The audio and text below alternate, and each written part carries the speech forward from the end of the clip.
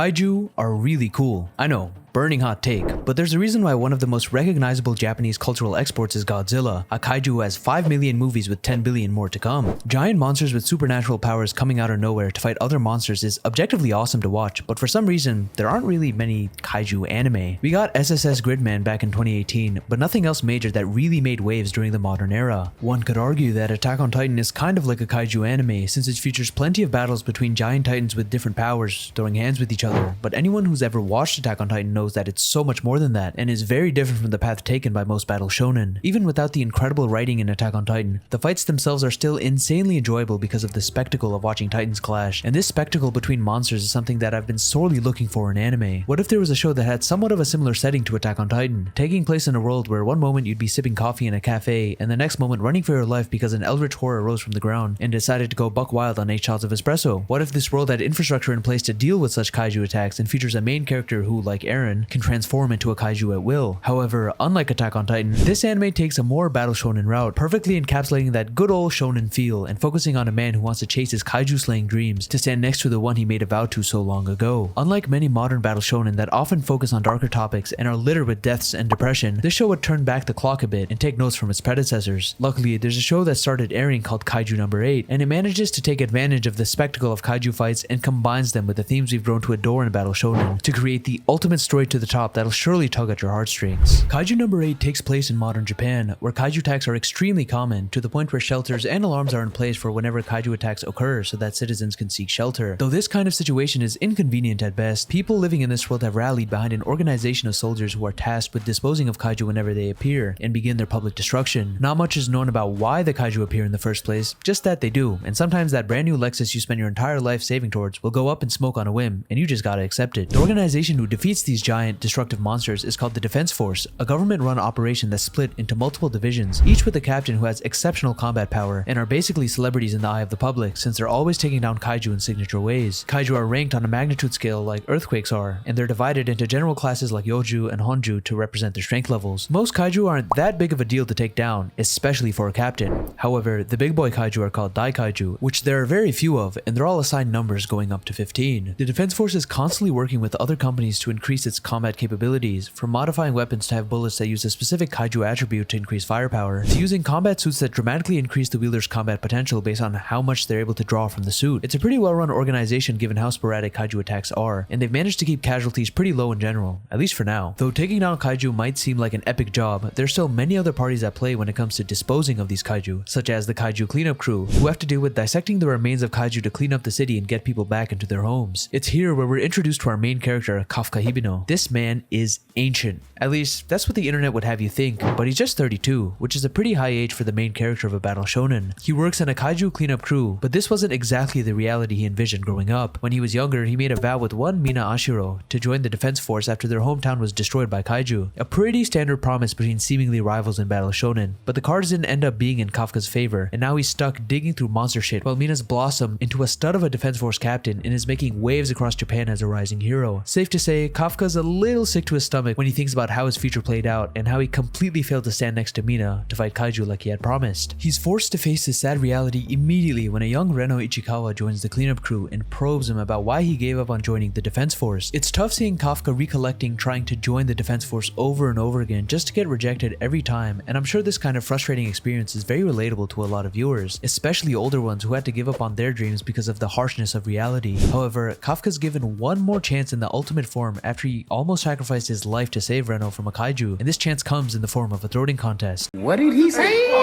Basically, Kafka's mouth was violated by a kaiju that allows him to transform into a kaiju himself, but not any ordinary kaiju, but a Dai Kaiju. A kaiju so strong it's been designated as Kaiju No. 8 with an insane power level of 9.8. Now, I know a lot of people were disappointed that Kaiju No. 8 didn't end up being a gritty story about Kafka coming to terms with his role in society as a cleaner and making amends with his failed attempts in order to become a better, more confident man that can still help against combating kaiju in his own way. Many were expecting Kafka to be some grizzled, experienced fella who gives words of wisdom to the youth who who want to join the defense force while he stares into the distance thinking about what could have been. And I understand this sentiment, but I really do like Kafka. Sure, he's gifted this special power that no one has that allows him to join the defense force, kinda, but it's not like he can always be in kaiju mode and steamroll everything with it. And sure, he definitely acts like more of a stereotypical battle shonen main character than someone who's over 30, but the notion that people's dreams just straight up die after they turn 30 and they can't be a little silly is straight up nonsense. I understand wanting Kafka to act a little mature and not be scolded and babysat by a 19-year-old, but it's endearing seeing an older main character chase their dreams like this so earnestly, and I'm sure a lot of the older audience finds hope in a character like this. Despite Kafka having the ability to turn into a kaiju, he doesn't immediately have full control of it, and due to kaiju being kill-on-sight creatures, he has to be pretty careful where and when he transforms into a kaiju. This means he can't take full advantage of this ability when taking the defense force exam, and it's here where we see Kafka's age come into play. This man's physicals are cooked compared to the young, trained applicants, but Kafka's able to get past this handicap by utilizing his knowledge of kaiju that he gained from all those years of cleaning them up. He's eventually able to get into a defense force division thanks to his own antics and Kikoru, a young girl who's the greatest defense force talent in history and is the daughter of the man who leads the organization itself. Kafka finds himself making comrades in his division, and he begins growing stronger alongside them, becoming more adept at controlling his powers and using his practical knowledge to assist others. Things may sound all fine and dandy, but on the horizon, a new threat looms, a threat the defense force hasn't really dealt with for a long time. Another Dai Kaiju, except this one isn't lovable Kafka and is instead a kaiju that possesses high levels of intelligence to the point where it's able to infiltrate human society and orchestrate large-scale kaiju attacks that strategically take place in set locations. This kaiju has been dubbed as Kaiju No. 9, and what makes it particularly terrifying is that it has a human form and it's evolving at a ludicrous rate. Kaiju No. 9 is also kinda hilarious, which makes him even scarier, and it constantly feels like he's 10 steps ahead of everyone else while growing at the same time. Kaiju No. 9's attacks begin around the same time Kafka gains the power of Kaiju No.